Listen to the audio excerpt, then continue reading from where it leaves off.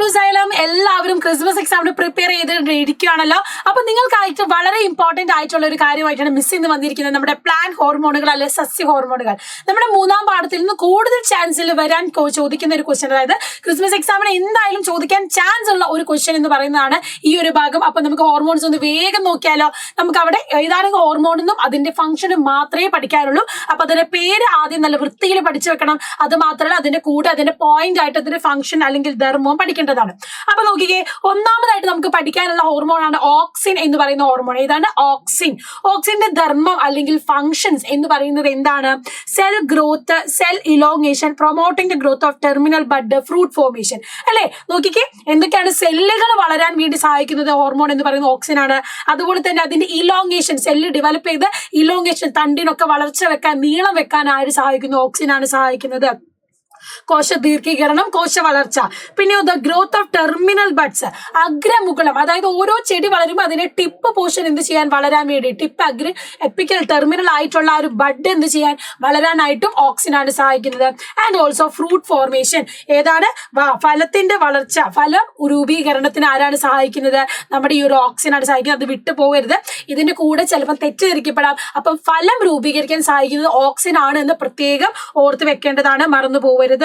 ഇനി രണ്ടാമത്തേത് സൈറ്റോകൈനിൻ എന്ന ഹോർമോൺ ആണ്. ഏതാണ്? സൈറ്റോകൈനിൻ. അതിനെ നോക്കിക്കേ, സെൽ ഗ്രോത്ത് ഉണ്ട്, സെൽ ഡിവിഷൻ. അപ്പൊ സെൽ ഗ്രോത്തിന് സഹായിക്കുന്ന 2 ഹോർമോണുകൾ നമ്മൾ പറഞ്ഞു. ഒന്ന് ഓക്സിനും, രണ്ടാമത്തേത് സൈറ്റോകൈനിൻ ആണ്.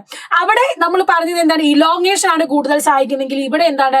സെൽ ഡിവിഷൻ, സെൽ ആക്റ്റീവില് ഡിവൈഡ് ചെയ്യാൻ സഹായിക്കുന്നത് സൈറ്റോകൈൻ. അതായത് മെരിസ്റ്റമാറ്റിക് സെല്ലുള്ള ഭാഗങ്ങൾ അല്ലെ, മെരിസ്റ്റമിക കോശങ്ങൾ ഉള്ളിടത്തൊക്കെ ആക്റ്റീവ് സെൽ ഡിവിഷൻ നടക്കാൻ സഹായിക്കുന്നത് ആരാണ്? നമ്മുടെ സൈറ്റോകൈനിൻ എന്ന ഹോർമോൺ ആണ്.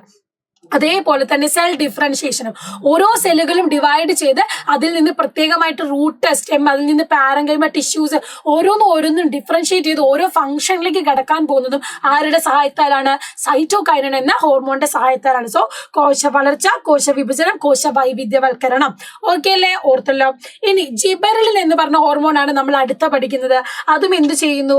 Stimulate break down of stored food to facilitate germination and sprouting of leaves. അല്ലെ, വിത്ത് മുളയ്ക്കാൻ സഹായിക്കുന്നത് ആരാണ്?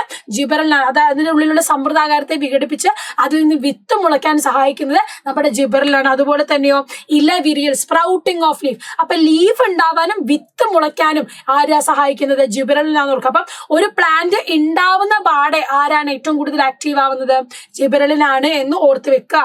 അങ്ങനെ കണക്ട് ചെയ്ത് പഠിച്ചാൽ മതി. ഓക്കെ, ഉണ്ടായ പാട് ജിബെറലിൻ, അതിന് വിത്ത് മുളയ്ക്കാൻ, ചെറിയ ഇലകൾ വിരിയാൻ സഹായിക്കുന്ന ആരാണ്? ജിബെറലിനാണ്. അത് കഴിഞ്ഞ് സെല്ലുകൾ ഉണ്ടാവുന്നു, ആക്റ്റീവില് ഡിവൈഡ് ചെയ്യാൻ, ആക്റ്റീവില് ഡിവിഷൻ നടന്ന് അതിൽ നിന്ന് ടിഷ്യൂസ് ആയി മാറാൻ ആര് സഹായിക്കുന്നു? സൈറ്റോകൈൻ സഹായിക്കുന്നു. പിന്നെ അതിന്റെ ഗ്രോത്ത് നടക്കാനും കാര്യത്തിന് വേണ്ടി ആര് സഹായിക്കുന്നു? ഓക്സിൻ സഹായിക്കുന്നു. അപ്പോൾ ഓർത്തല്ല, അതുപോലെ തന്നെ ടിപ്പിൽ അഗ്രഭാഗം വളരാനൊക്കെ ഓക്സിൻ ആണ് സഹായിക്കുന്നത്. ഇവിടെ 2 പഠിക്കുന്നത്. ഇതുവരെ നമ്മൾ പഠിച്ചത് ഗ്രോത്ത് പ്രൊമോട്ട് ചെയ്യും, വളർച്ചയ്ക്ക് സഹായിക്കുന്ന ഹോർമോണുകളാണ് എങ്കിൽ അടുത്ത 2 നമ്മൾ പഠിക്കുന്നത് എന്താണ്? Growth inhibiting hormone. അതായത് താഴേക്ക്, അതായത് എന്താണ്? വളർച്ച എത്തിക്കഴിഞ്ഞു പിന്നെ എന്താ ചെയ്യുന്നത്? Dormancy of embryo, dropping of ripen leaves and fruit. വളർച്ച എത്തി ഒരു പരിധി, ഒരു സമയമായി കഴിയുമ്പോൾ അത് പഴങ്ങളായി മാറി അതിൽ നിന്ന് കൊഴിയാൻ സഹായിക്കുന്നു. ഭ്രൂണത്തിന്റെ സുപ്താവസ്ഥ, എംബ്രിയോ ഡോർമൻസി ആവുന്നത് ആരാണ് സഹായിക്കുന്നത്? നമ്മുടെ ഈ ഒരു അബ്സിസിക് ആസിഡ് ആണ്.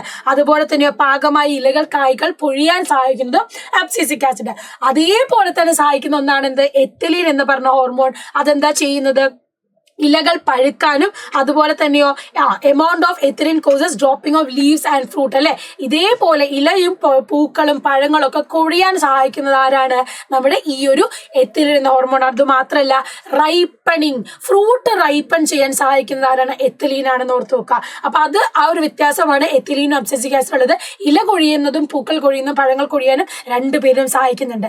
മനസ്സിലായല്ലോ മക്കളെ? അപ്പൊ പ്ലാൻ ഹോർമോണുകൾ, സസ്യ ഹോർമോണുകൾ ഇമ്പോർട്ടന്റ് ആയിട്ട് പഠിക്കേണ്ട ഒരു ചെറിയ ടോപ്പിക്കാണ്. അതിൽ നിന്ന് 2 or 3 മാർക്ക് ക്വസ്റ്റ്യൻ വരാൻ ചാൻസ് ഉണ്ട്. അതുകൊണ്ട് നോട്ട് ചെയ്ത് വെക്കുക. So don't miss it. അപ്പൊ ഇതുപോലത്തെ നെക്സ്റ്റ് കുറച്ച് ചോദ്യങ്ങളുമായിട്ട് മിസ് വീണ്ടും വരാം. ബൈ.